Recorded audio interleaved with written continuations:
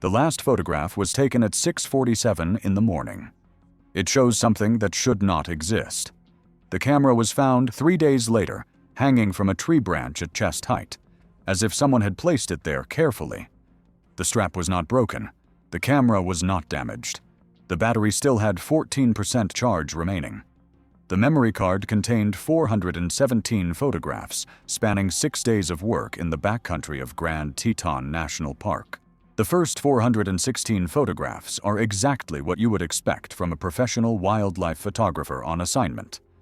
Elk at dawn, eagles in flight, a grizzly bear fishing in a stream, landscapes that belong in magazines, technical perfection in every frame. The 417th photograph is different. It has been analyzed by experts at the FBI Forensic Laboratory, by independent digital imaging specialists, by academics who study photographic anomalies. None of them have been able to explain what it shows. None of them have been able to prove it was manipulated. None of them have been able to identify what the photographer captured in his final frame before he disappeared. The photographer's name was Nathan Cross. He was 38 years old. He had been taking pictures professionally for 15 years. His work had appeared in National Geographic, Smithsonian, and dozens of other publications. He had photographed wildlife on 6 continents. He had won awards that other photographers spend careers trying to achieve. On the morning of August 19th, 2022, he walked into the wilderness of Grand Teton National Park and never walked out. His body has never been found. His campsite was discovered intact. His equipment was recovered. His last photograph remains in an evidence file that no one will discuss publicly.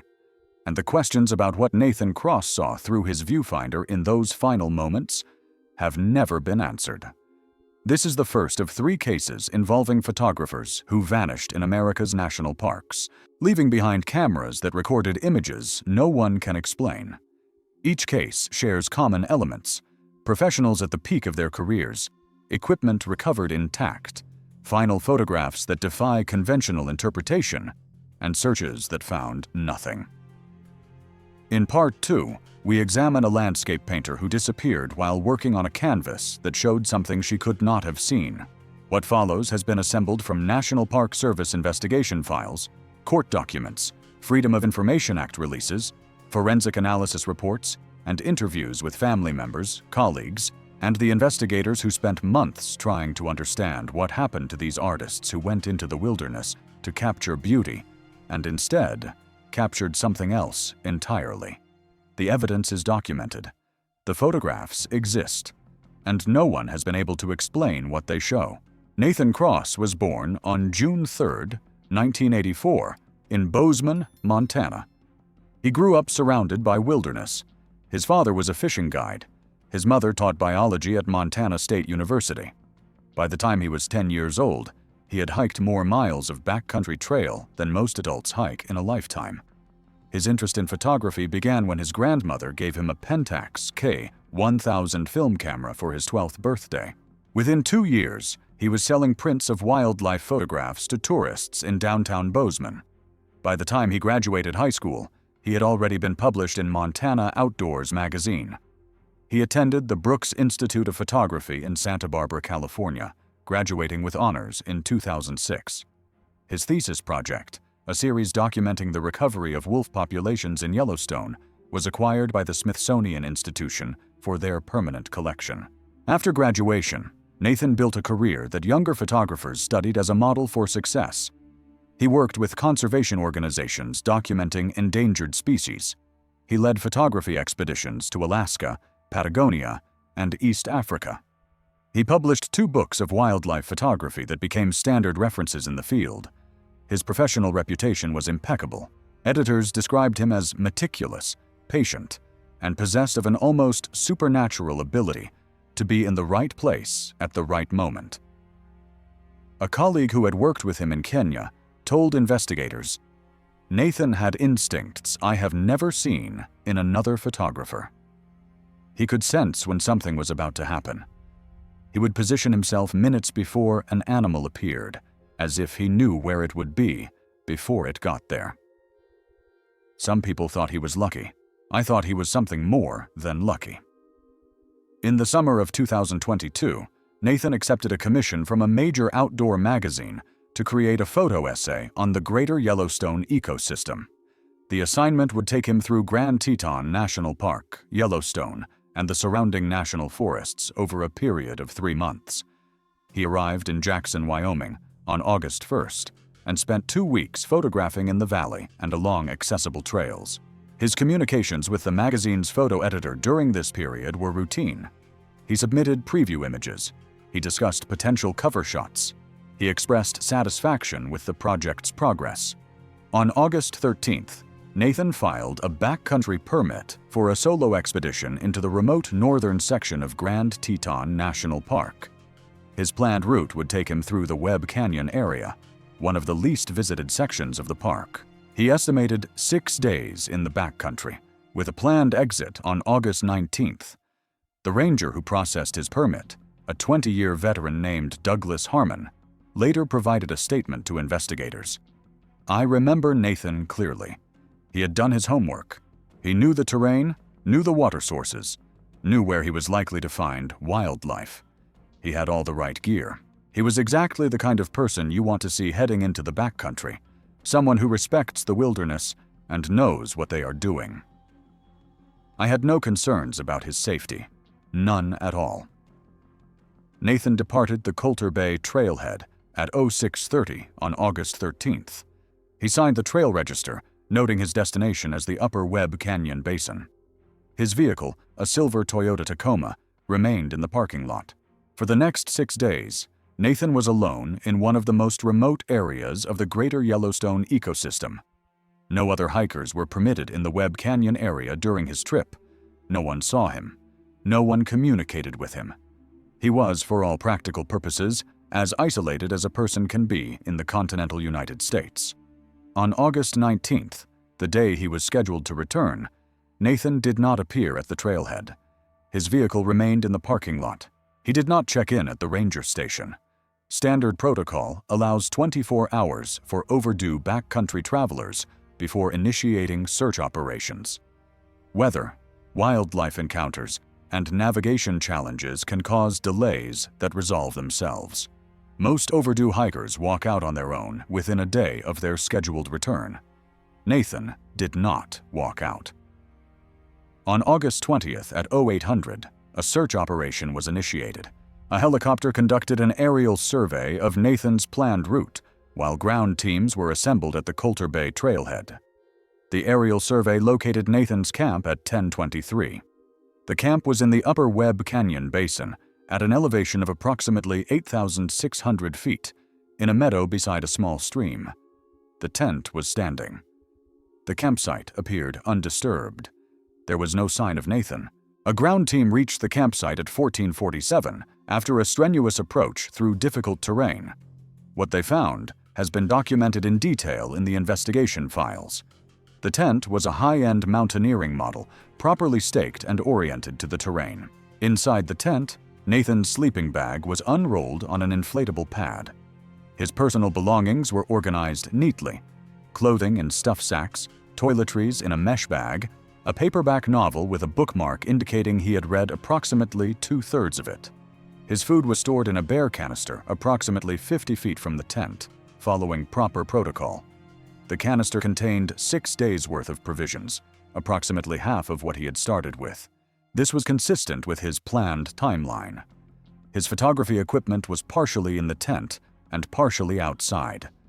2 camera bodies were in protective cases inside the tent, along with 5 lenses ranging from wide-angle to super telephoto.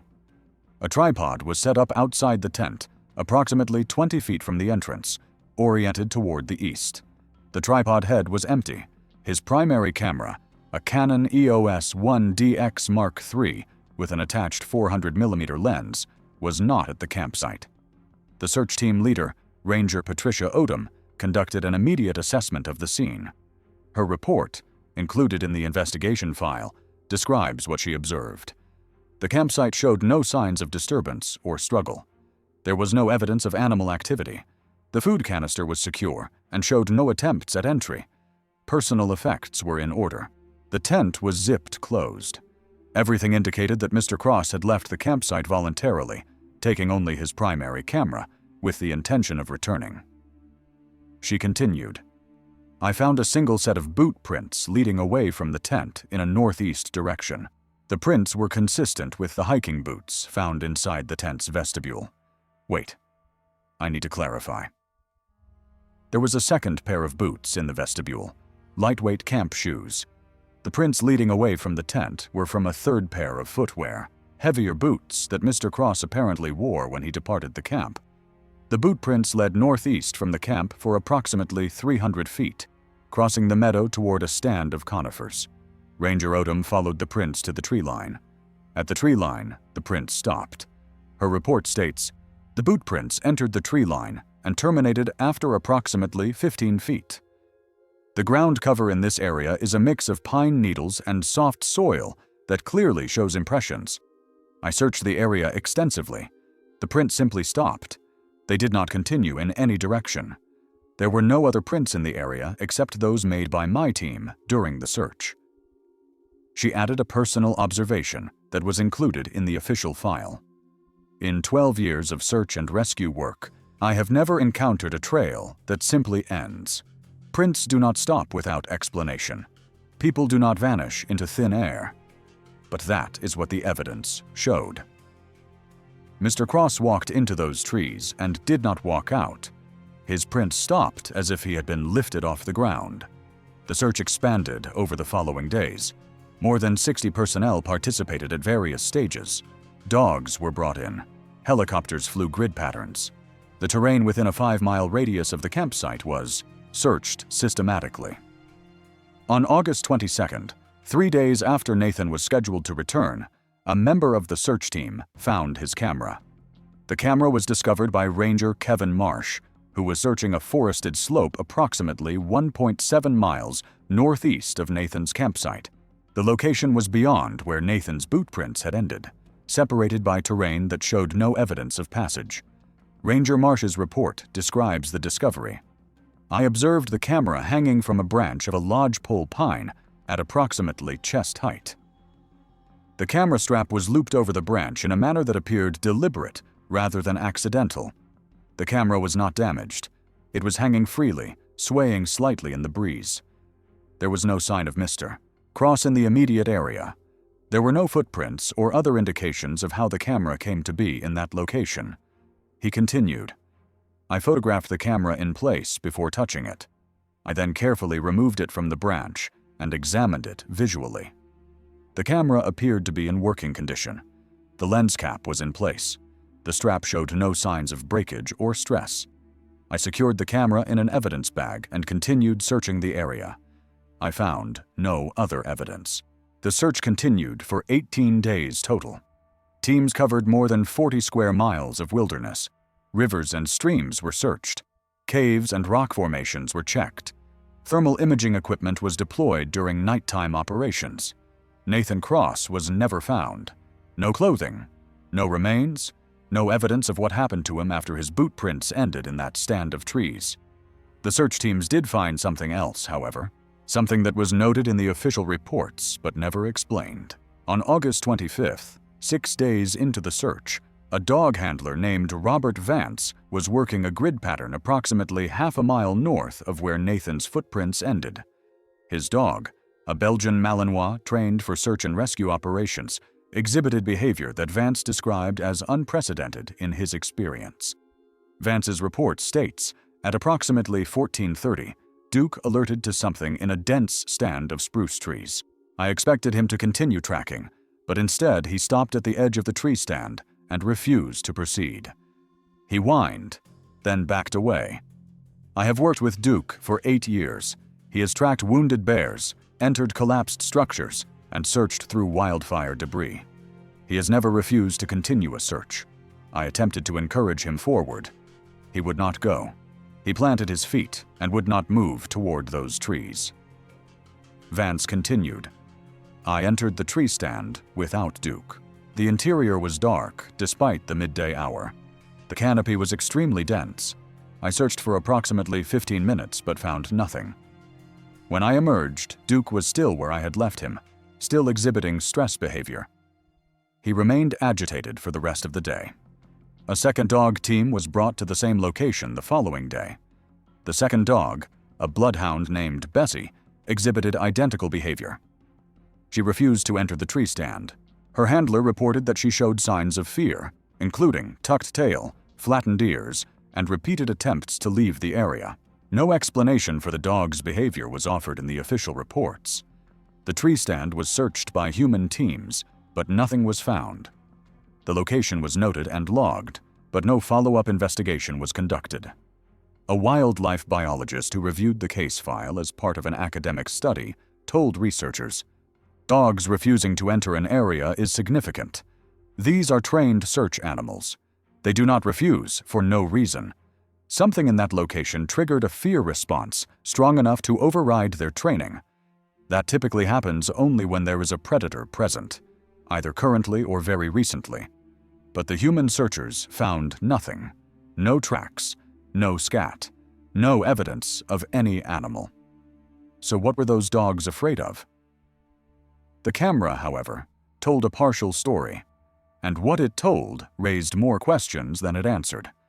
The camera was sent to the National Park Service Regional Evidence Facility in Denver, where it was examined by a forensic technician named Dr. Angela Reyes. Her analysis of the camera and its contents has been partially released through FOIA requests filed by Nathan's family. Dr. Reyes documented the physical condition of the camera in detail. The Canon EOS 1DX Mark III showed no damage, no water intrusion, and no evidence of impact or mishandling. The battery level was 14%, consistent with heavy use over several days, followed by the camera being powered off. The lens, a Canon EF 400mm f2.8, was clean and undamaged. The memory card, a 128GB SanDisk Extreme Pro, contained 417 image files.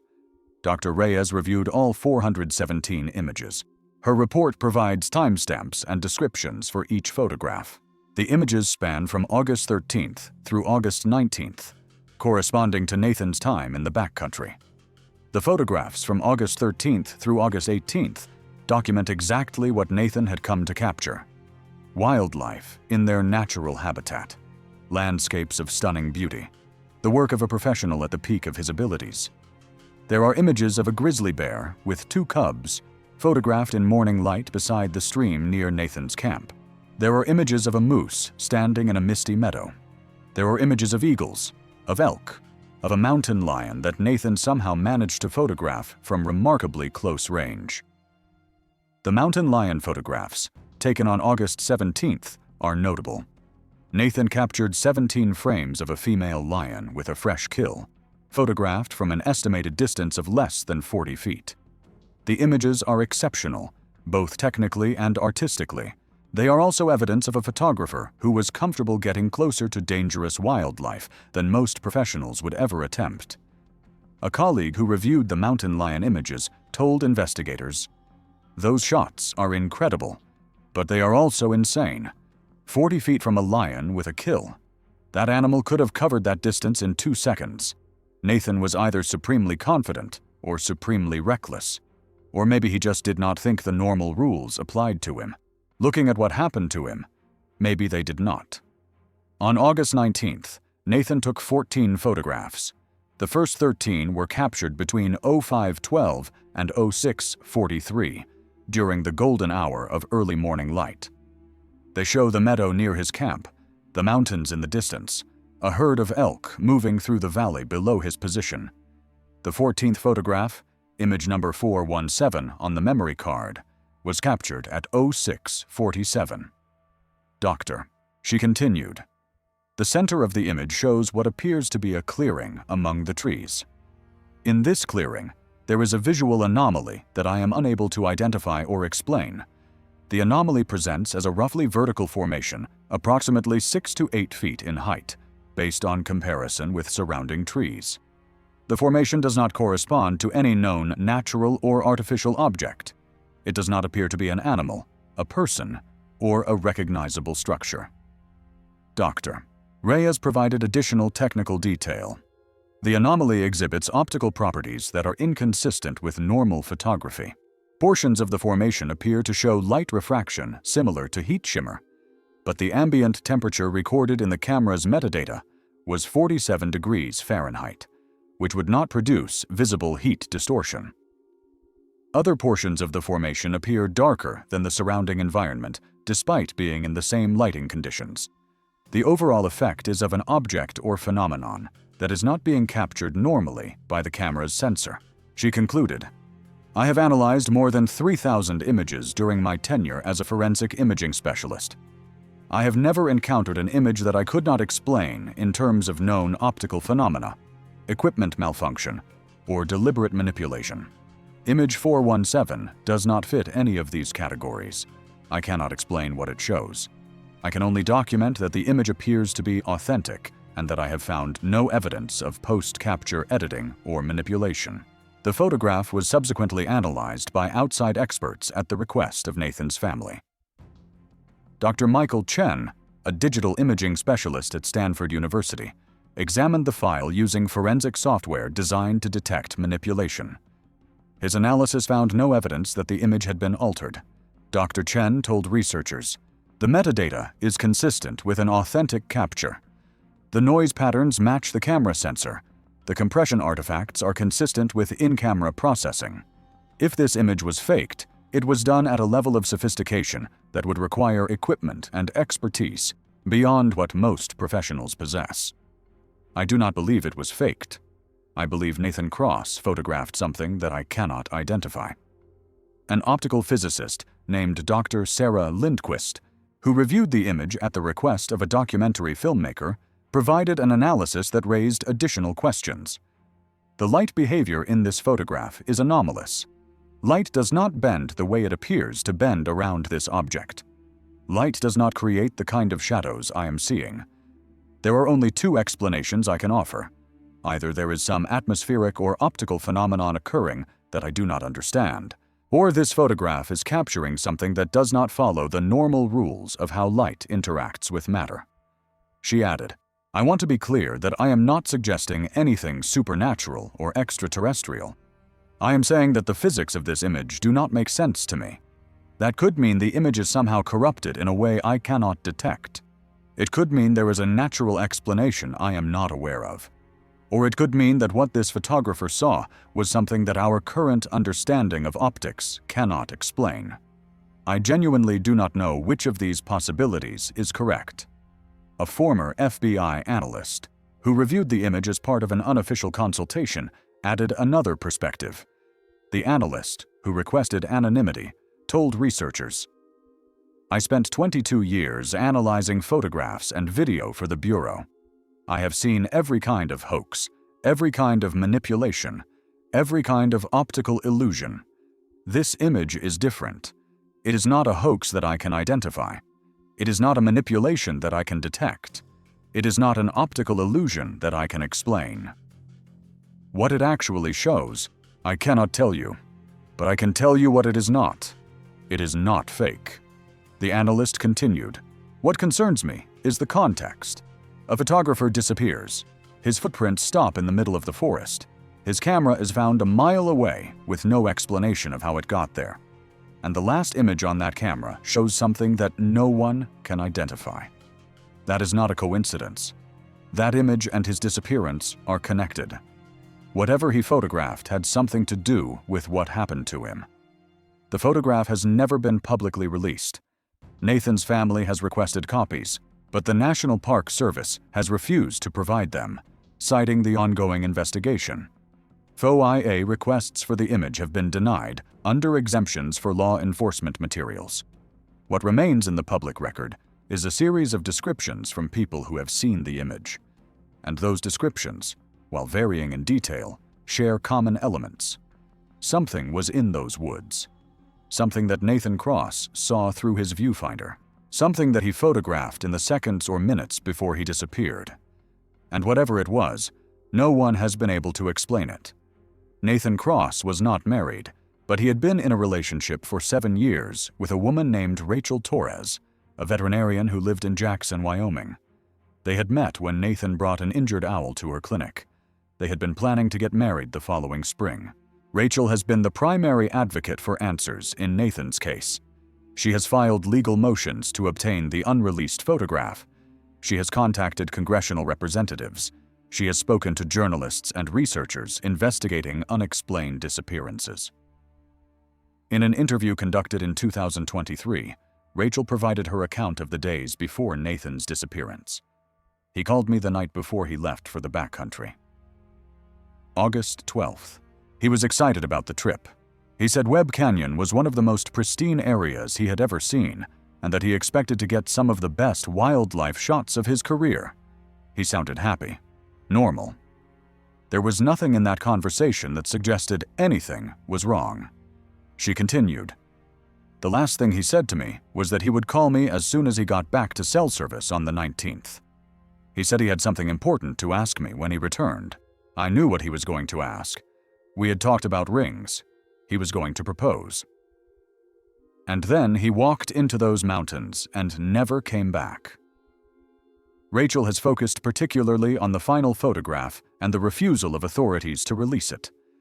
They tell me the photo is evidence in an ongoing investigation. But what investigation? No one is actively looking for Nathan anymore. The search ended years ago. They tell me the photo shows something they cannot explain. Fine. Show it to me. Let me see what Nathan saw. Let me see the last thing he ever photographed before he vanished. I am not asking for state secrets. I am asking to see my fiancé's final photograph. And they will not let me.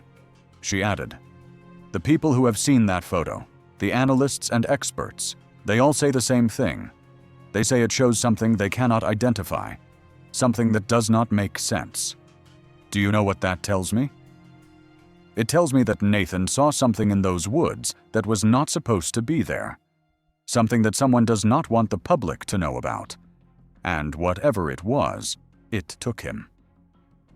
I do not know how else to explain a man who walks into the trees, whose footprints stop for no reason, whose camera ends up hanging from a branch a mile away, with a photograph of something impossible on it. Something took Nathan, and I deserve to know what." Nathan's parents, David and Margaret Cross, have also sought answers. His father, now 71, told researchers, "My son grew up in these mountains. He knew them better than most people know their own backyards. He was not reckless. He was not careless. If there was a photographer who knew how to survive in the wilderness, it was Nathan. Whatever happened to him was not his fault. Something happened out there that he could not have anticipated and could not have prevented." His mother added, "They found his camp undisturbed. His food was there. His water was there. His extra clothes were there. He walked away from his tent with nothing but his camera, planning to come right back. And he never did. His footprints just stopped. How does that happen? How do footprints just stop?" The investigation into Nathan Cross's disappearance remains officially open. The case numbers are ISB 220819 for the Park Service investigation and GRTE 22347 for the incident report. No suspects have been identified. No conclusions have been reached. No explanations have been offered. There was one additional piece of evidence recovered from Nathan's campsite that has not been widely discussed. Among his personal effects, investigators found his journal, a leather-bound notebook that he used to record observations and plan his photographic work. The journal contained daily entries from August 13th through August 18th. The entries documented his wildlife sightings, his photographic successes and failures, his thoughts on the landscape. They were the notes of a working professional doing what he loved. The entry for August 18th, the last entry in the journal, contained a passage that investigators noted but did not explain. Nathan wrote, "Woke at 0300 to strange sounds from the northeast. Not animal sounds, not wind. Something like humming, very low, almost below hearing. Lasted maybe 10 minutes. Checked perimeter with flashlight, found nothing. Probably just the mountains playing tricks. We'll investigate the area in the morning. Good light should be there around 6:30. The northeast direction from Nathan's camp was the same direction his footprints led when he departed the following morning. The same direction where his footprints stopped. the same general direction where his camera was eventually found. Rachel Torres, when shown this journal entry, told researchers he heard something in the night, something he did not recognize, and instead of being cautious, he decided to investigate. That was Nathan. He was curious about everything. He was never afraid of the unknown. He went toward it. She added, "But what was it? What was making that sound? And why was it in the same direction where he disappeared?" "I have thought about that every day for 2 years. He heard something. He went to find it. And he never came back." The journal is now in evidence storage. It has not been released to Nathan's family despite multiple requests. The area where Nathan's camera was found has not been closed to the public, but rangers have reportedly been instructed to discourage visitors from entering the Upper Webb Canyon Basin. A source within the park told researchers, "We do not advertise it, but we prefer that people stay out of that area. When someone asks about hiking up there, we suggest alternatives. We mention the difficulty of the terrain. We do not tell them about Nathan Cross. We do not tell them about what he photographed. We just steer them somewhere else." When asked why, the source said, "Because we cannot explain what happened there. And until we can, I do not want anyone else going in." Nathan Cross was 38 years old. He had spent half his life capturing images of the natural world. He had photographed predators and prey, mountains and valleys, sunrises and storms. He had seen things through his camera that most people will never see. And on the morning of August 19th, 2022, he saw something else. Something that he photographed one final time before he walked into the trees, and his footprints stopped, and he was never seen again. The photograph exists. The evidence is documented. The questions remain. What did Nathan Cross see in those woods? What did he capture in his final frame? And where is he now? In Part 2, we examine the case of a landscape painter who disappeared in Glacier National Park, leaving behind an unfinished canvas that showed something that could not have been there. Her paints were still wet when searchers found her easel. Her brushes were still in her hand, but she was gone. Subscribe and turn on notifications. The artists keep disappearing. The evidence keeps accumulating. And the questions keep multiplying. What are they seeing out there? What are they capturing in their final works? And why can no one explain what they found? The paint was still wet. The artist was gone. At 15:22 on October 4th, 2020, a park ranger conducting a routine patrol in the Many Glacier region of Glacier National Park discovered an easel standing in a meadow approximately 2 miles from the nearest trail. The easel held a canvas measuring 24 by 36 inches. The canvas showed an unfinished landscape painting of the mountains and lake visible from that location. The ranger approached the easel, expecting to find the artist nearby. He found no one. He called out. There was no response. He searched the immediate area for several minutes before returning to examine the painting more closely. The oil paints on the canvas were still wet to the touch. The brushes in the holder attached to the easel were still loaded with fresh pigment. A palette on a folding table beside the easel showed paint that had not begun to skin over. By every indication, the artist had been working on this painting within the past hour. But the artist was nowhere to be found, and the painting showed something that should not have been there. In the lower right quadrant of the canvas, partially rendered in the artist's distinctive style, there was a figure. The figure stood at the edge of the lake depicted in the painting. It was approximately 3 inches tall on the canvas, suggesting a subject perhaps 100 feet from the artist's position. The figure was dark, darker than anything else in the painting. It had no discernible features. It appeared to be facing the viewer. The ranger looked at the actual landscape. The lake was visible. The mountains were visible. The meadow matched what he could see around him. There was no figure at the edge of the lake. There was nothing standing where the painting showed something standing. The artist had painted something that was not there. Or she had painted something that had been there when she was working and was no longer there when the ranger arrived. Or she had painted something that existed in a way that allowed her to see it, but did not allow the ranger to see it. Her name was Eleanor Vance. She was 53 years old. She had been painting landscapes professionally for 28 years. Her work hung in galleries across the American West. She had never painted anything that was not directly in front of her. She did not work from imagination. She did not add elements that were not present in the scene. And yet, in her final painting, there is a figure that no one can explain.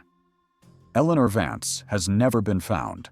Her case, designated ISB 2010-04, remains officially open. The painting is in evidence storage at a facility in Missoula, Montana, and the questions about what she saw at the edge of that lake have never been answered.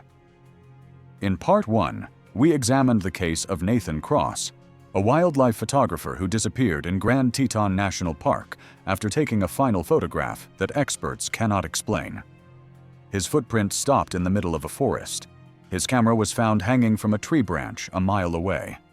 His last image shows something that no one has been able to identify. The case of Eleanor Vance shares disturbing similarities. An artist at the peak of her career, equipment left behind as if she intended to return. A final work that depicts something that should not exist, and a disappearance that left no trace of where she went. Subscribe now and turn on notifications.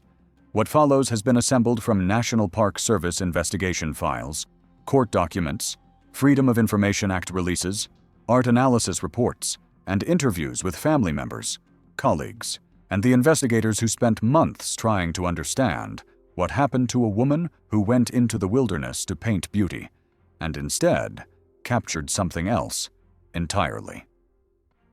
The evidence is documented. The painting exists, and no one has been able to explain what it shows. Eleanor Vance was born on February 19, 1967, in Kalispell, Montana, less than 40 miles from the park, where she would eventually disappear.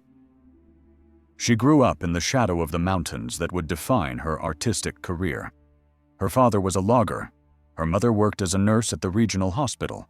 Neither had any particular connection to the arts. Eleanor's talent emerged early. By the age of 8, she was producing drawings that her elementary school teachers described as remarkably sophisticated for a child her age. By 12, she had begun working in oils, teaching herself techniques from library books because there were no art classes available in her rural school district. She attended the University of Montana on an academic scholarship, initially majoring in biology. She switched to fine arts after her sophomore year, when a professor saw her sketchbook and insisted she belonged in the art department. She graduated with honors in 1989. After graduation, Eleanor spent 2 years in New York, attempting to establish herself in the contemporary art world. She found it suffocating.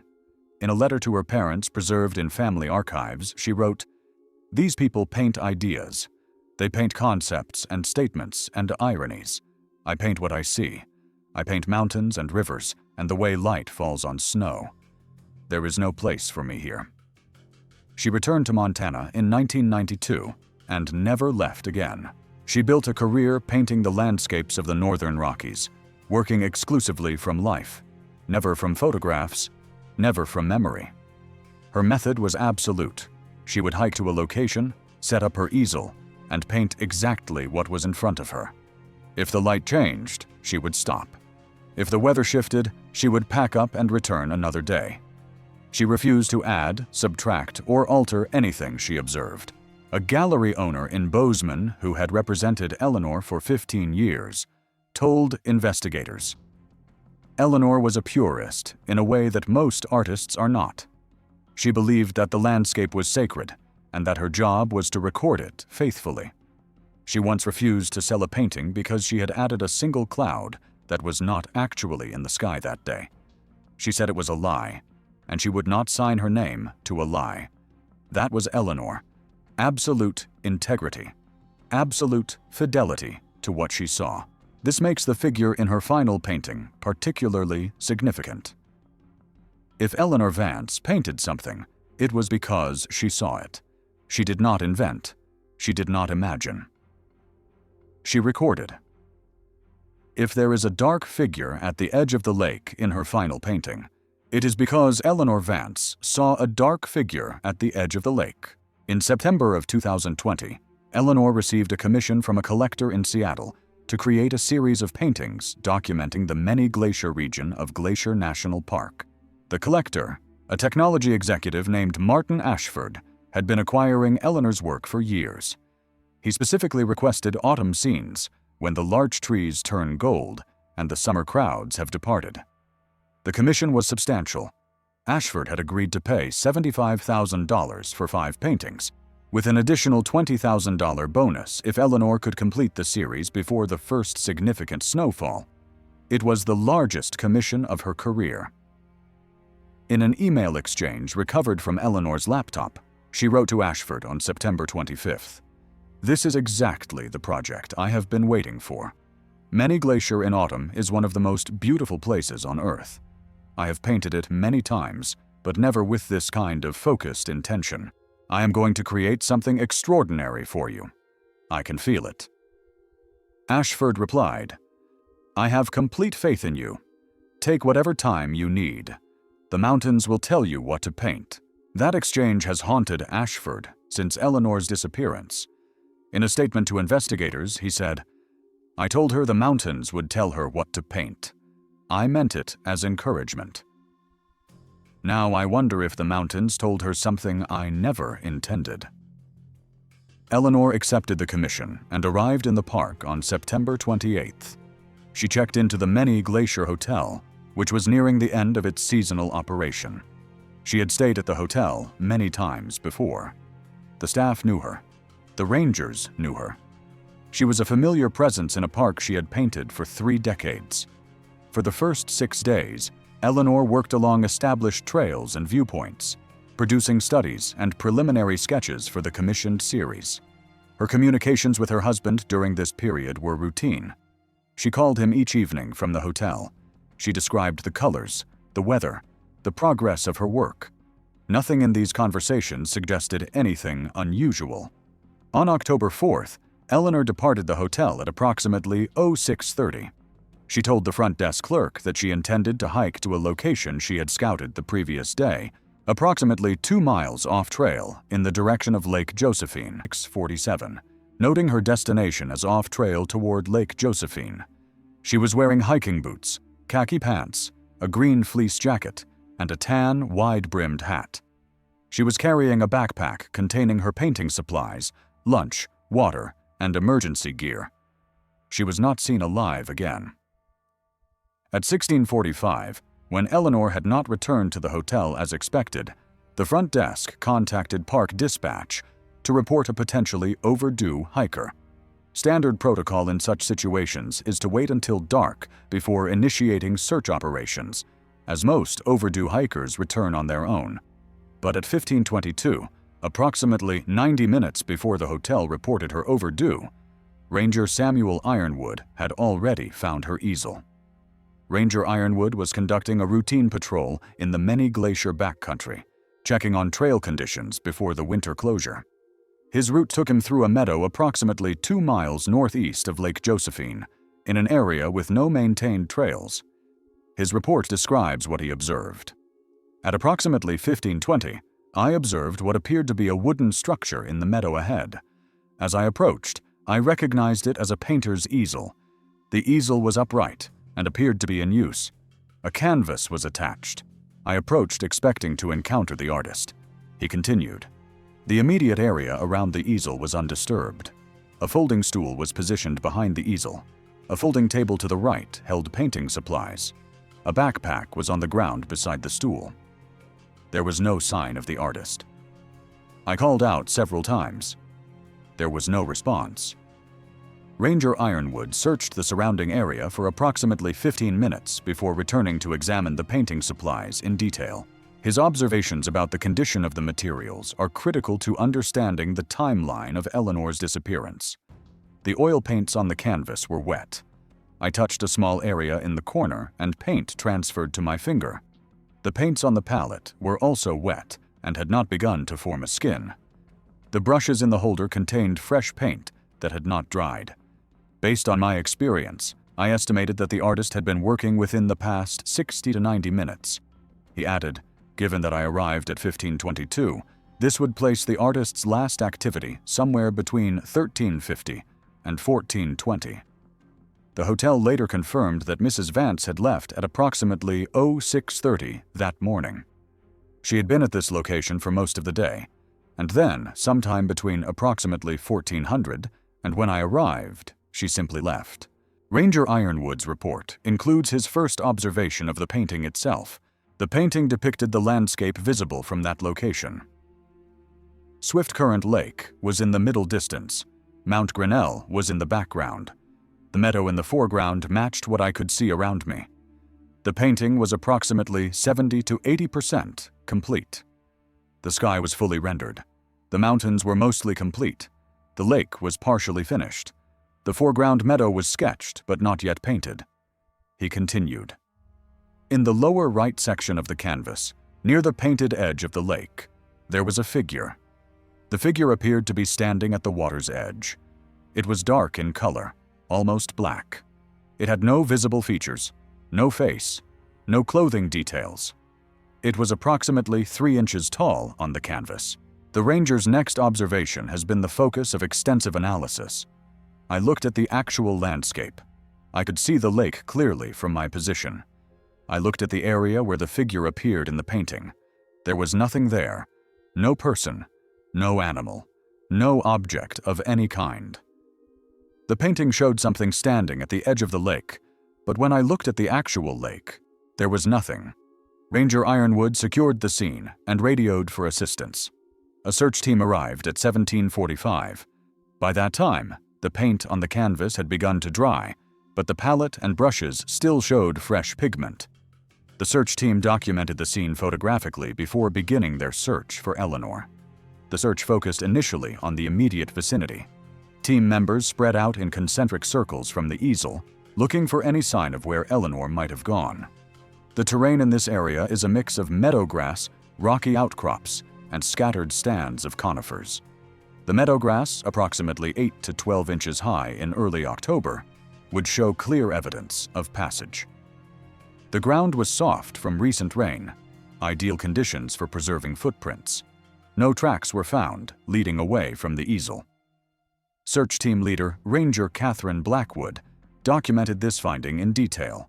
We found tracks leading to the easel location from the southeast, consistent with the route Mrs. Vance would have taken from the Lake Josephine area. These tracks showed her approach, but did not continue beyond the easel. We searched in all directions for departure tracks. We found none. The only tracks in the area were Mrs. Vance's approach tracks and the tracks made by Ranger Ironwood and our search team. She continued. Mrs. Vance walked to that location. She set up her easel. She began painting. And then she vanished without walking away. There is no other explanation consistent with the evidence. She did not leave tracks because she did not walk out of that meadow. The search expanded over the following days. More than 70 personnel participated at various stages. Helicopters flew grid patterns over the surrounding wilderness. Dogs were brought in from the Regional Search and Rescue Unit. The lake depicted in the painting was searched by dive teams. The dive team search of Swift Current Lake produced results that added another layer of mystery to the case. The team conducted 3 separate dives over 2 days, covering the area of the lake closest to where Eleanor's easel had been positioned. The dive team leader, a specialist named Marcus Webb with 15 years of underwater search experience, provided a detailed report. On the first dive, we covered the area approximately 50 to 150 feet from shore in the direction indicated by the painting. Visibility was poor, approximately 8 feet, due to sediment disturbance from recent rains. We found no evidence of human remains or personal effects. He continued. On the second dive, we expanded the search area. At a depth of approximately 32 feet, I observed something unusual on the lake bottom. There was a circular area, roughly 6 feet in diameter, where the sediment appeared to have been disturbed. The disturbance was not consistent with natural water movement or fish activity. It looked as if something had pressed down into the mud and then lifted away. Webb's report includes a detail that was noted but never explained. At the center of the disturbed area, There was a depression approximately 18 inches deep. The depression was roughly cylindrical in shape. I have never seen anything like it in any underwater search. It did not look natural. It looked as if something had been standing there, something heavy enough to sink into the mud, and then had been removed. He added, "I photographed the area extensively. When I reviewed the photographs later, the depression was not visible in any of the images. The camera was functioning properly. The photographs showed the lake bottom clearly, but the depression I saw with my own eyes did not appear in the pictures. I have no explanation for this." The third dive found nothing additional. The disturbed area that Webb had observed on the second dive appeared to have settled overnight. When he returned to the same location, the lake bottom looked undisturbed, as if nothing had ever been there. The dog teams produced results that investigators found difficult to interpret.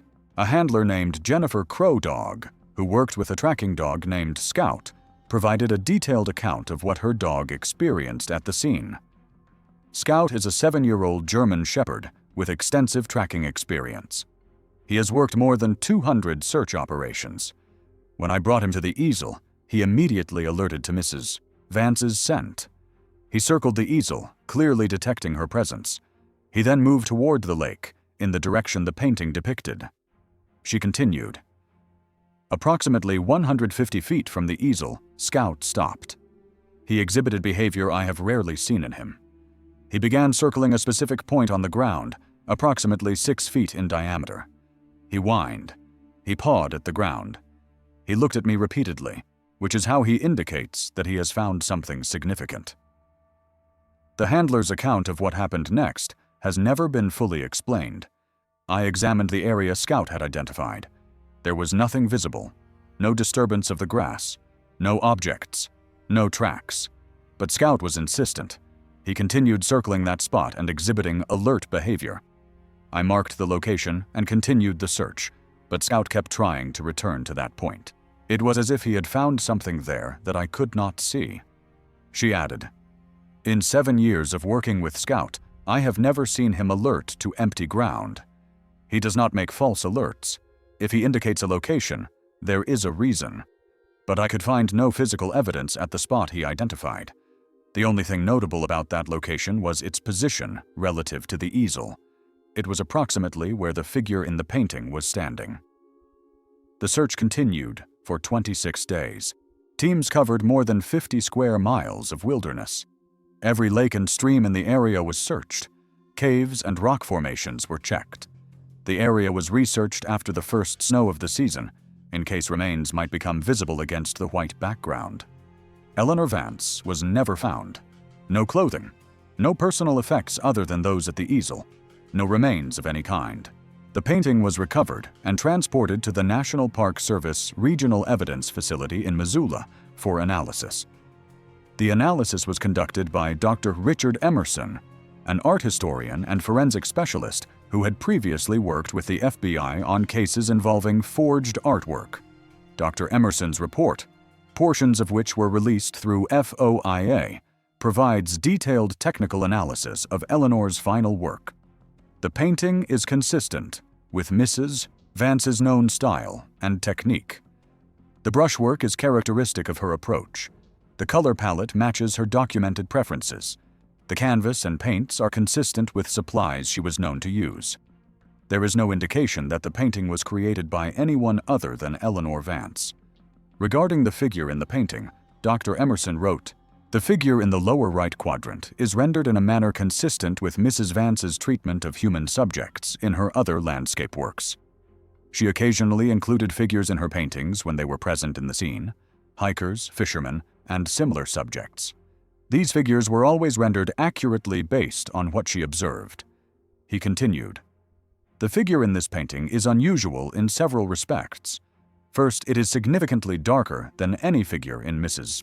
Vance's documented body of work. Her human subjects typically included detail and color variation. This figure is essentially monochromatic, painted in layered blacks and deep browns.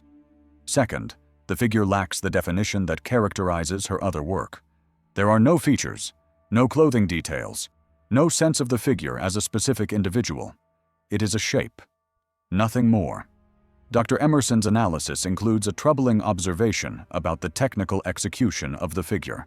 Upon close examination, the figure appears to have been painted in a single session, with no underpainting or preliminary sketching visible beneath the surface layers. This is inconsistent with Mrs. Vance's documented technique, in which she typically built up figures gradually over multiple sessions. The figure in this painting appears to have been added rapidly, perhaps in a matter of minutes, as if the artist was trying to capture something before it disappeared.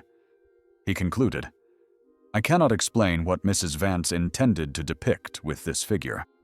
I can only confirm that she painted it quickly, and that it does not match anything in her previous work."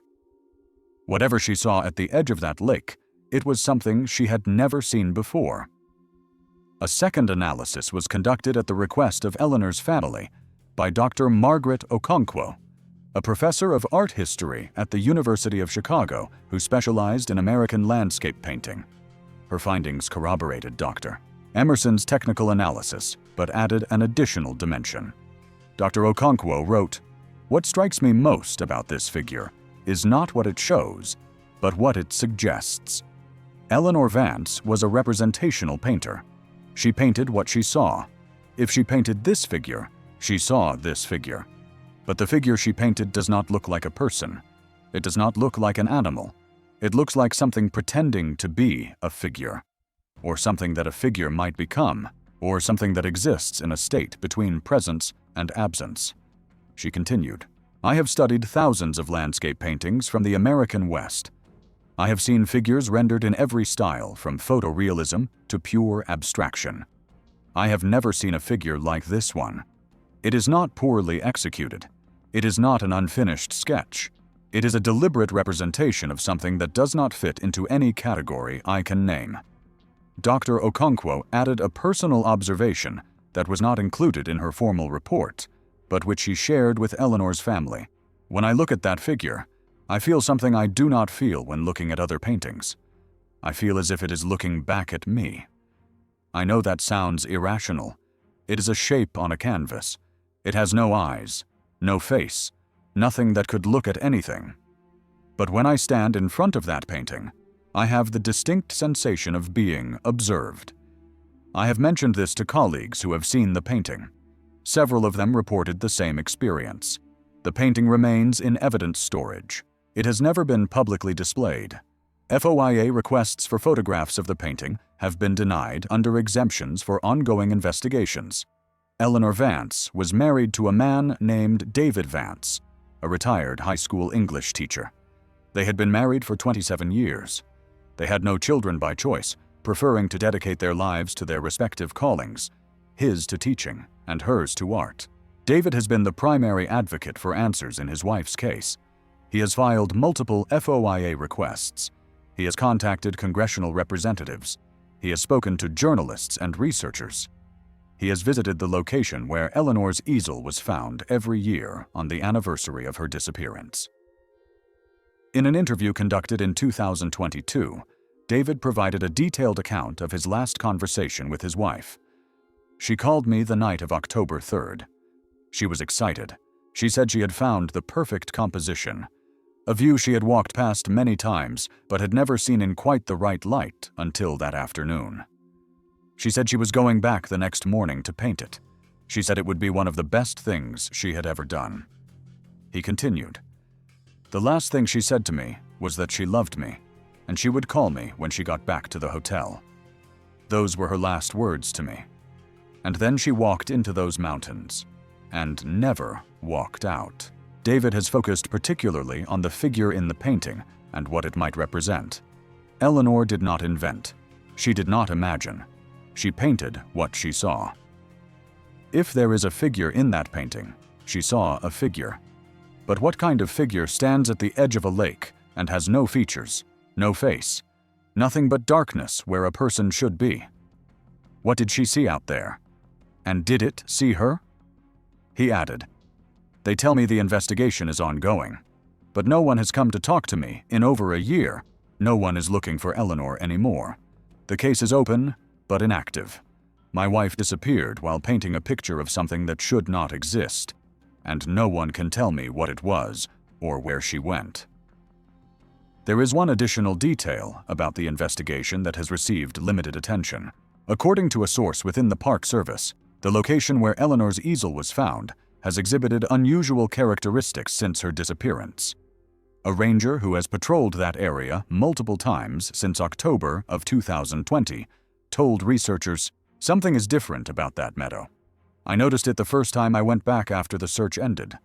The wildlife avoids it. You see elk in the surrounding areas. You see deer. You see birds everywhere in the many glacier region. But that meadow is empty.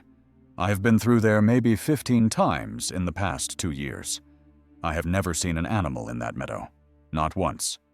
He continued, "The grass grows differently there too. It is shorter in the spot where her easel was. We do not maintain it. No one mows it. But the grass in that specific area never gets as tall as the grass around it." I mentioned it to a colleague and he said I was imagining things. Maybe I am, but I do not like being in that meadow. I avoid it when I can. Another ranger reported a different experience. "I was patrolling near there in the summer of 21, about 9 months after Mrs. Vance disappeared. I had my camera with me. I stopped to photograph the view towards Swift Current Lake, the same view she was painting. When I reviewed the photos later, one of them showed something odd. There was a dark spot near the edge of the lake, approximately where her painting showed that figure. It could have been a shadow. It could have been a rock I did not notice. But it was not there when I took the photo, and it showed up in the image." The ranger did not report this photograph to investigators. He stated, "I did not know what to report. I saw a dark shape in a photo that was not there when I took the picture. That is not something you put in an official report.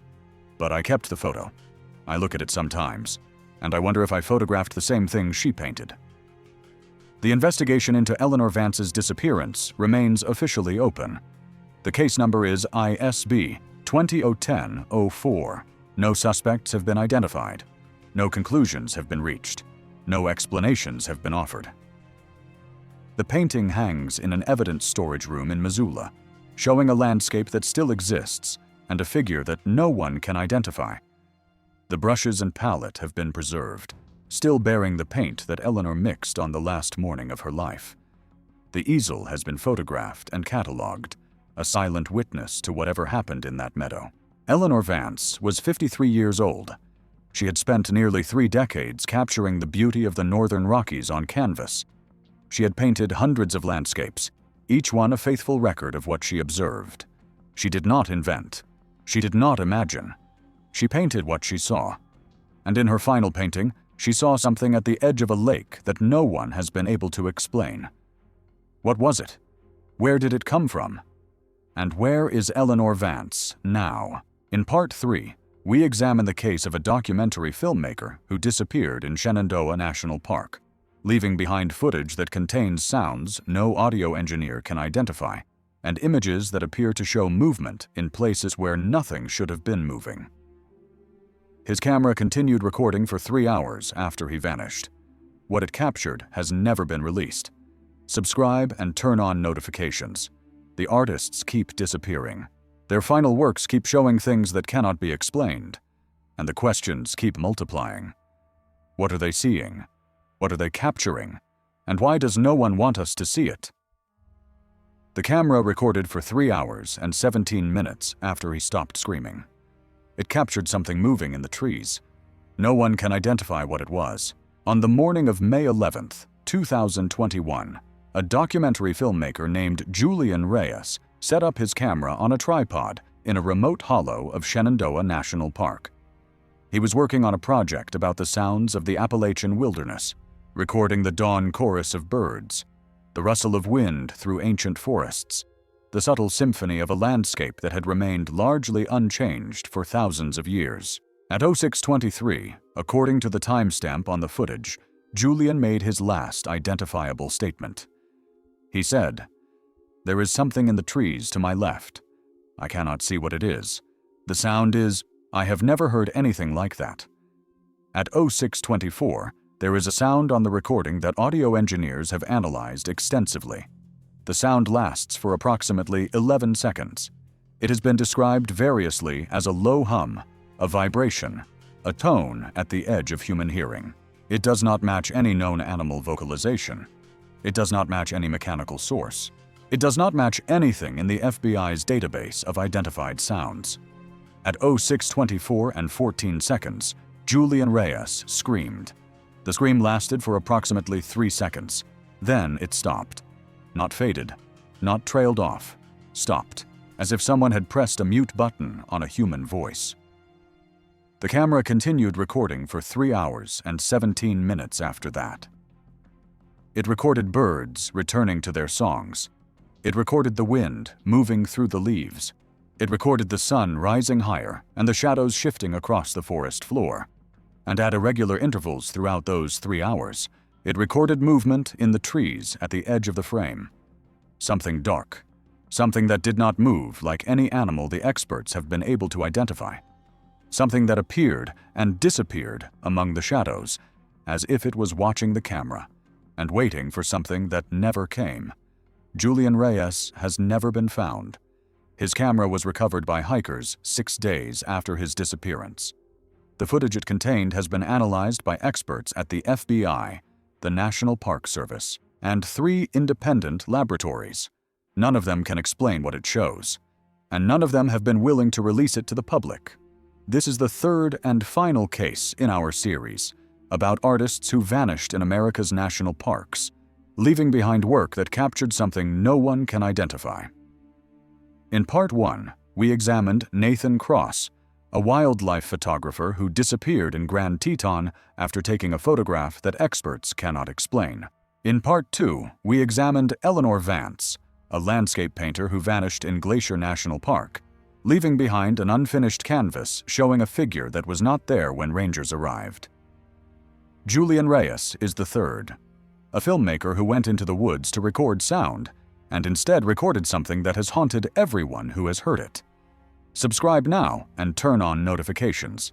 What follows has been assembled from National Park Service investigation files, FBI forensic analysis reports, court documents, Freedom of Information Act releases, and interviews with family members, colleagues, and the audio and video specialists who have spent years trying to understand what Julian Reyes captured on the morning he disappeared.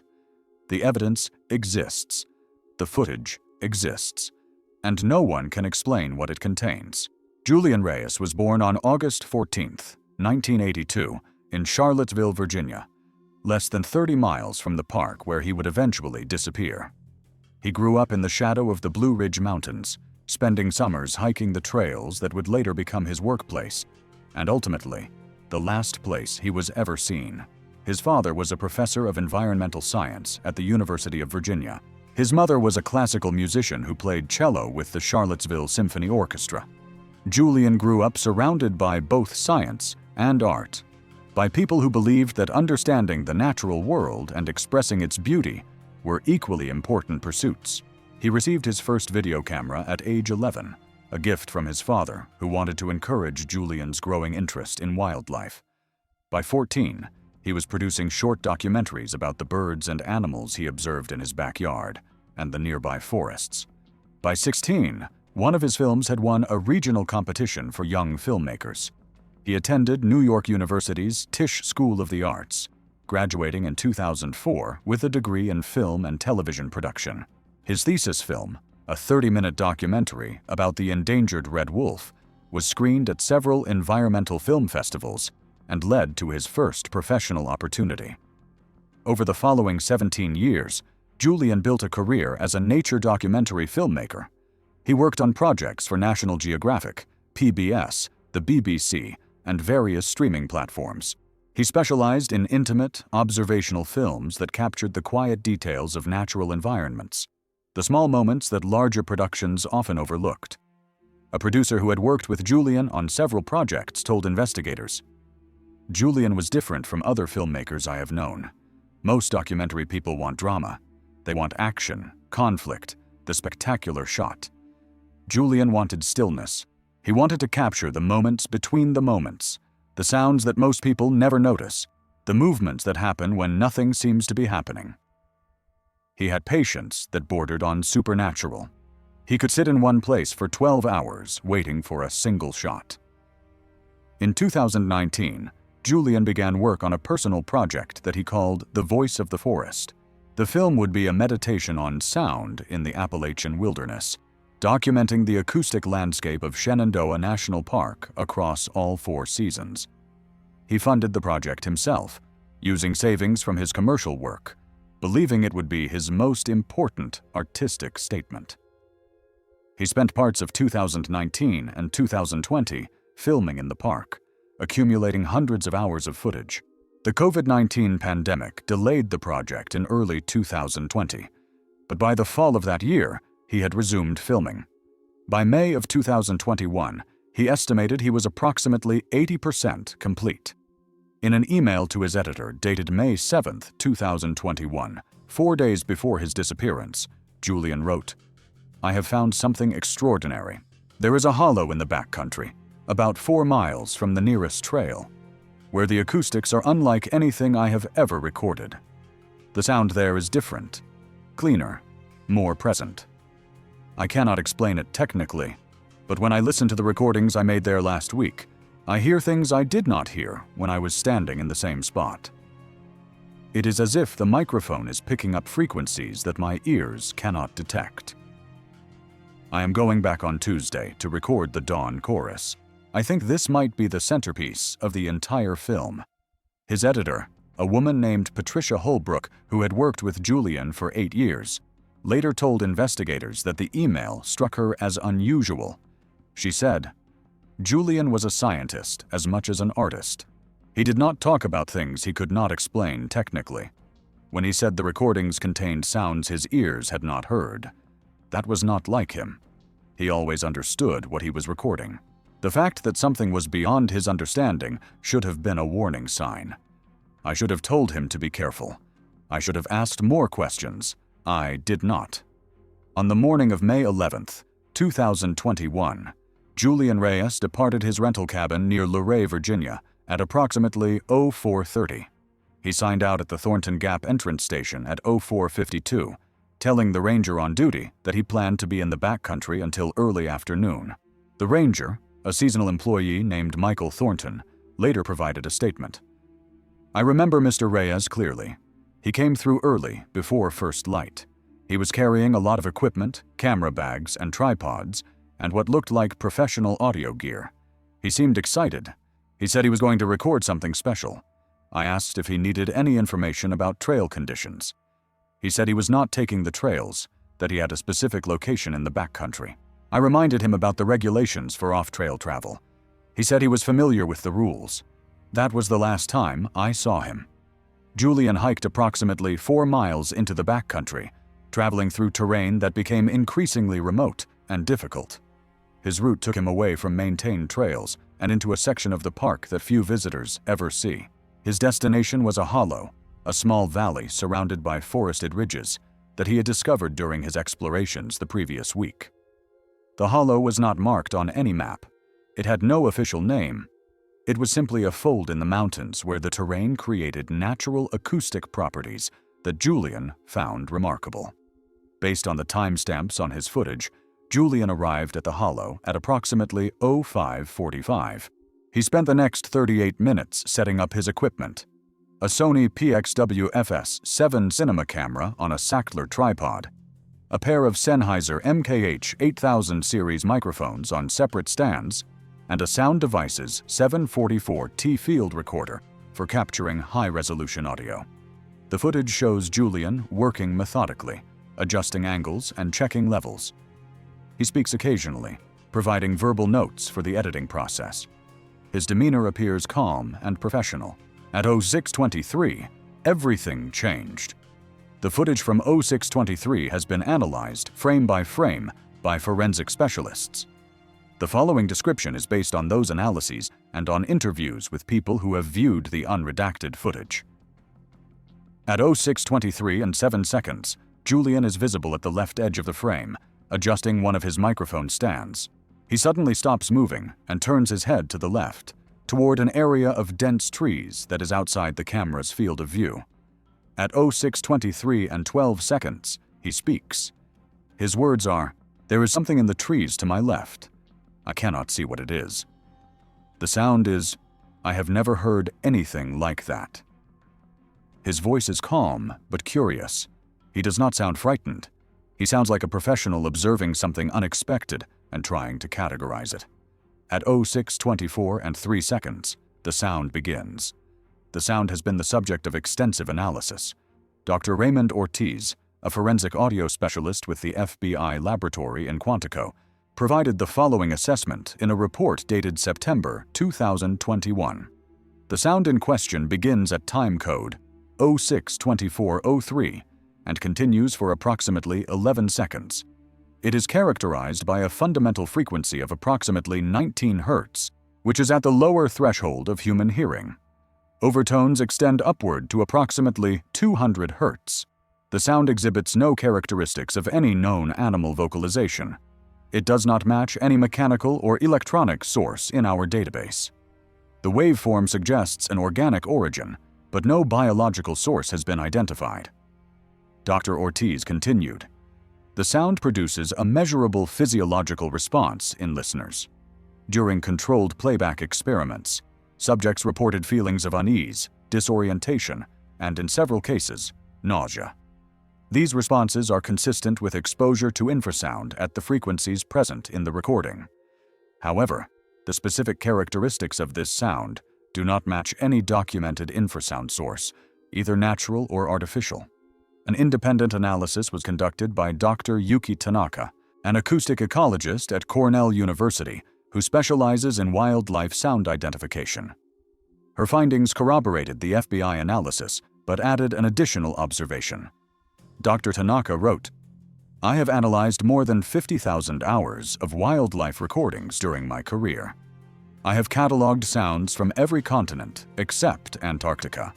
I have never encountered a sound like the one in this recording. What disturbs me most is not what the sound is, but what it does.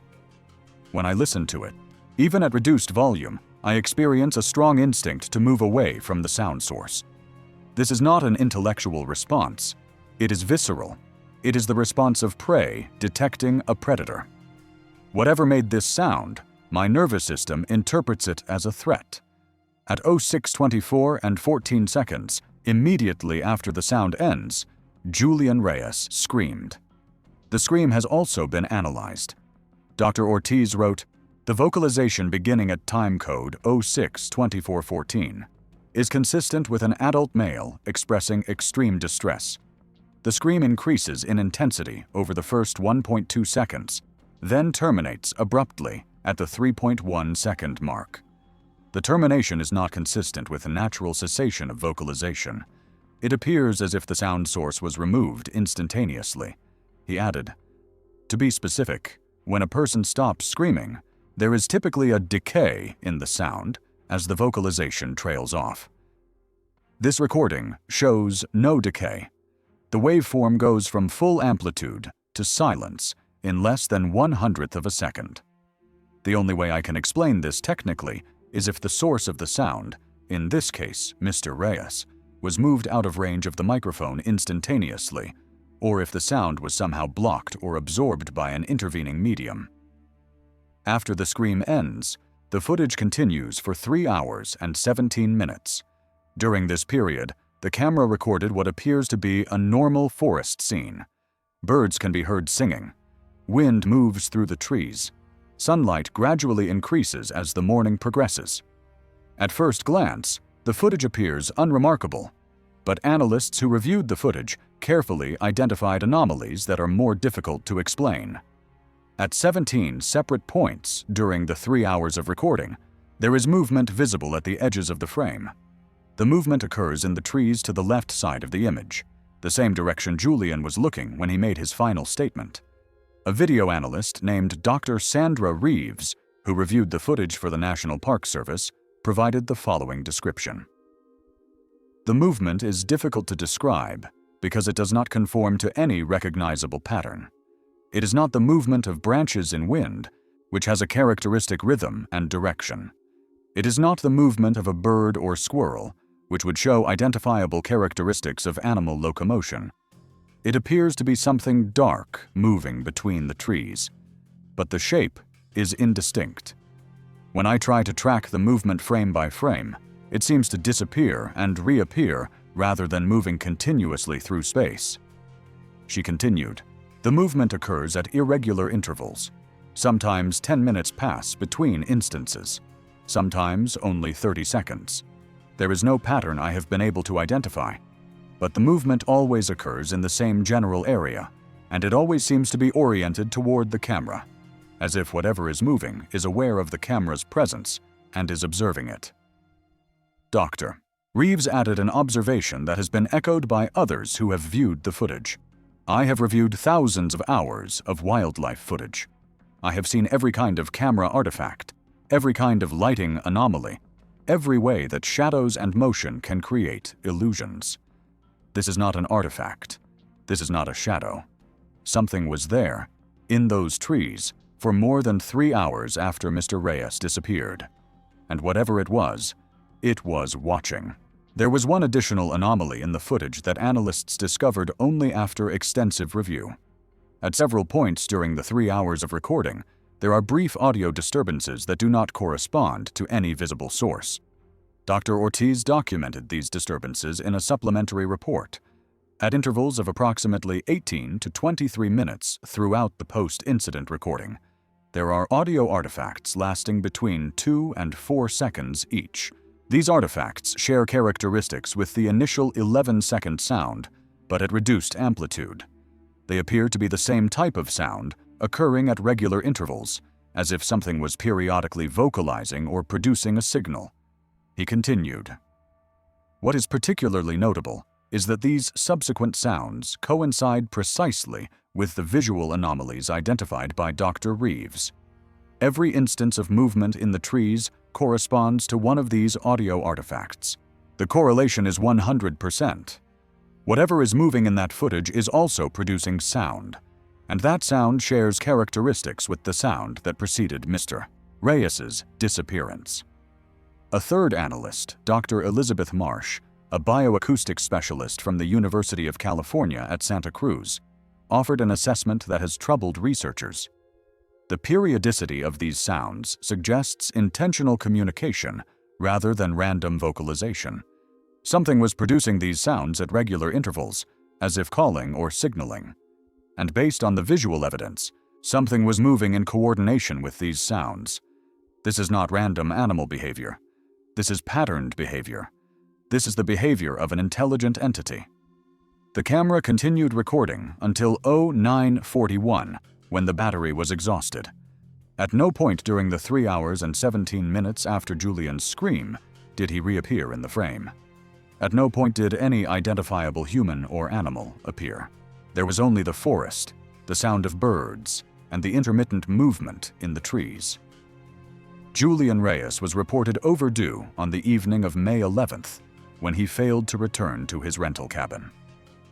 Search operations began the following morning. The search presented immediate difficulties. Julian had not filed a detailed itinerary. His off-trail destination was unknown to park officials. His phone had been left at the cabin, so there was no signal to track. For 3 days, search teams combed the backcountry without finding any sign of him. Helicopters flew grid patterns. Dogs were brought in, but could not establish a scent trail from any known point. On May 17th, 6 days after Julian's disappearance, a pair of hikers exploring off-trail found his equipment. The hikers, a married couple named Thomas and Rebecca Wilton, provided detailed statements to investigators. Thomas Wilton said, "We had gone off-trail looking for a waterfall we had read about online. We were probably 3 or 4 miles from the nearest maintained trail.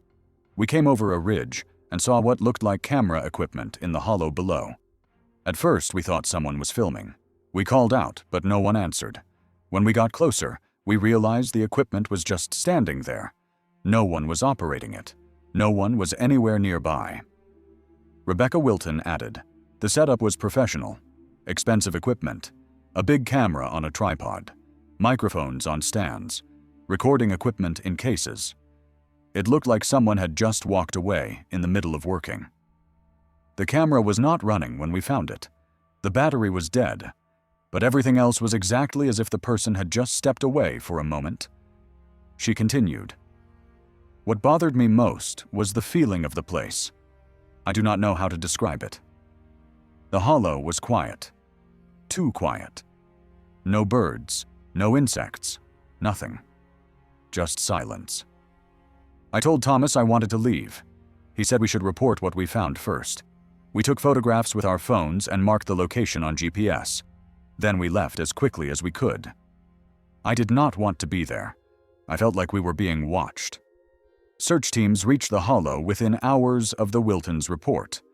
The scene was documented extensively. The camera, tripod, microphones, and recording equipment were exactly where Julian had set them up. His backpack was on the ground approximately 10 feet from the camera. Inside the backpack were water bottles, energy bars, a first aid kit, and a notebook containing handwritten observations about the acoustic properties of the location. Julian's footprints were visible in the soft ground around the equipment.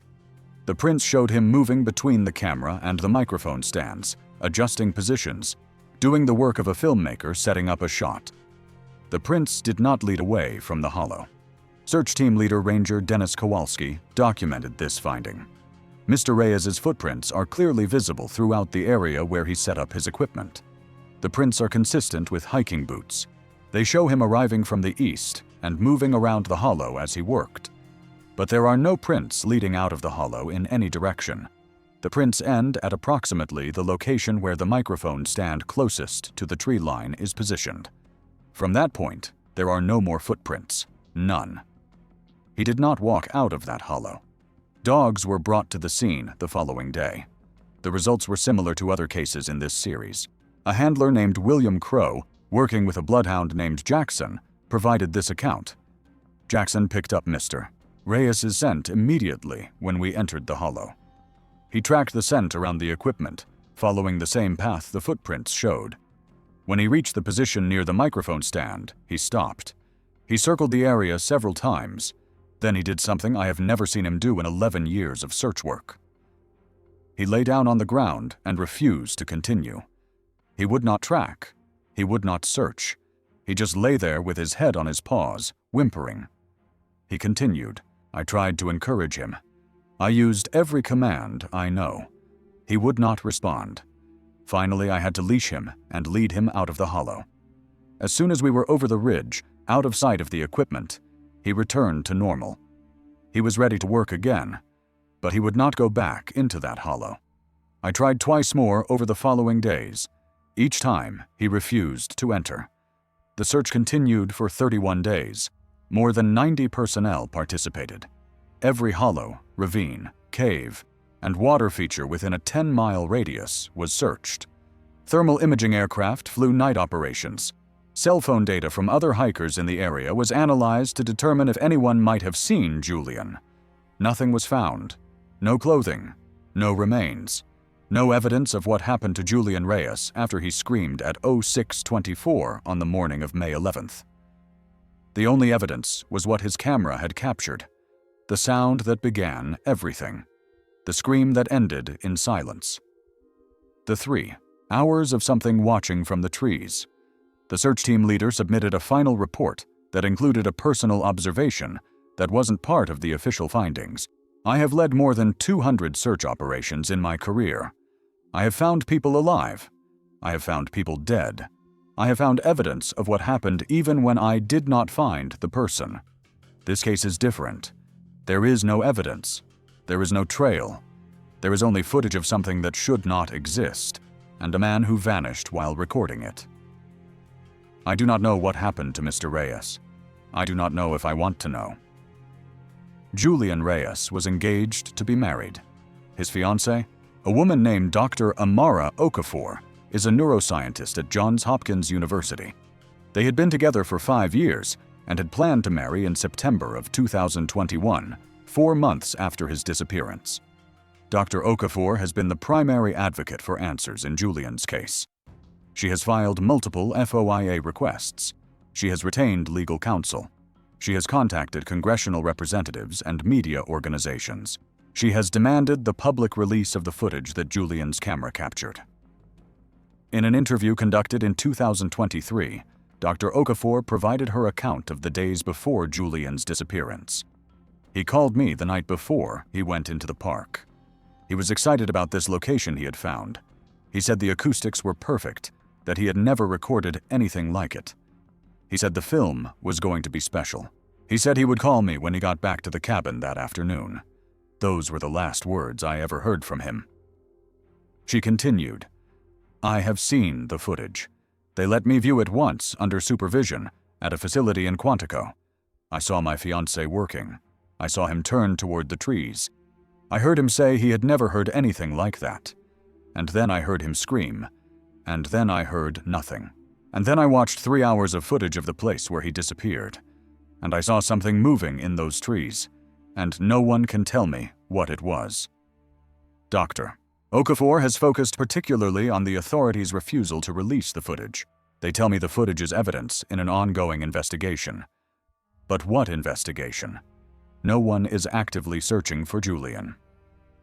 The case has been inactive for 2 years. They tell me the footage might cause public alarm. What does that mean? What could be on that footage that would cause alarm? I have seen it. I know what is on it. And I believe the public has a right to know that something is in those woods that cannot be explained. She added, Julian was a documentarian. He believed in the power of images and sounds to reveal truth. He spent his life recording the natural world so that people could see and hear things they would never experience otherwise. And now the last thing he ever recorded, the footage that might explain what happened to him, is locked in a government facility where no one will ever see it. That is not what he would have wanted. That is not what I want. I want the truth, and I want everyone to see it. Julian's parents, Carlos and Maria Reyes, have also sought answers. His father told researchers, "My son knew those mountains. He grew up hiking in Shenandoah. He knew the terrain. He knew the wildlife. He knew the risks. He was not careless. He was not reckless. Something happened to him that he could not have anticipated. Something that wasn't supposed to be there." His mother added, "I have listened to the recording of his last words. They let me hear that much." He said he had never heard anything like that sound. "My son had recorded sounds all over the world. He had documented species that most people have never heard of. If he said he had never heard anything like that, it means something was there that does not exist anywhere else. Something found my son. And I will never know what it was." The hollow where Julian disappeared has not been officially closed to the public, but access has been quietly restricted. A source within the Park Service told researchers, "We do not publicize it, but that area is now off-limits for permitted activities. No filming, no research, no organized groups. Individual hikers can technically go there, but we have removed it from maps and we discourage anyone who asks about it. The official reason is terrain instability. The real reason is that no one wants to be responsible for sending someone else into that hollow." The source continued, "Rangers who have patrolled that area since the disappearance have reported unusual experiences, equipment malfunctions, compasses behaving erratically, animals absent from an area that should be full of wildlife and sounds. Several rangers have reported hearing sounds in that hollow that they cannot identify. None of them have been willing to file official reports, but they talk to each other, and they avoid that place. The investigation into Julian Reyes's disappearance remains officially open. The case numbers are ISB 210511 and FBI file number 199 CV 47832. No suspects have been identified. No conclusions have been reached. No explanations have been offered. The footage remains sealed. The sound remains unidentified. The movement in the trees remains unexplained. And Julian Reyes remains missing. 3 artists, 3 national parks, 3 final works that captured something no one can explain. Nathan Cross, a photographer, took a picture of something in the trees of Grand Teton that defies optical analysis. His footprints stopped in the middle of a forest. His camera was found hanging from a branch a mile away. Eleanor Vance, a painter, depicted a figure at the edge of a lake in Glacier that wasn't there when rangers arrived. Her paints were still wet. Her tracks did not lead away from her easel. Julian Reyes, a filmmaker, recorded a sound and a scream and 3 hours of something moving in the trees of Shenandoah. His footprints ended at the edge of his equipment. His camera watched the hollow until its battery died. 3 people who dedicated their lives to capturing the beauty of the natural world. 3 people who went into the wilderness to create art. 3 people who found something that was not supposed to be there. What did they see? What did they record? And where are they now? The official investigations offer no answers. The evidence is sealed or suppressed. The families are left with questions that no one will address. But the pattern is clear. Artists who venture into remote wilderness areas, equipment left behind as if they intended to return. Final works that capture things that cannot be identified. Footprints that end without explanation. Search dogs that refuse to track. And authorities who will not release what they have found. Something is in those parks. Something that artists have documented in their final moments. Something that official agencies are aware of and will not discuss publicly. The photographs exist. The paintings exist. The footage exists. But the artists who created them are gone. Subscribe and turn on notifications. If you have experienced anything unusual in America's national parks, or if you have information about any of the cases discussed in this series, leave a comment below or contact the National Park Service Investigative Services Branch. The families are still waiting for answers. The investigations are still officially open, and the evidence is still locked away, showing things that no one wants us to see. What are they hiding? What did those artists capture in their final works? And what is waiting in the wilderness for the next person who ventures too far from the trail?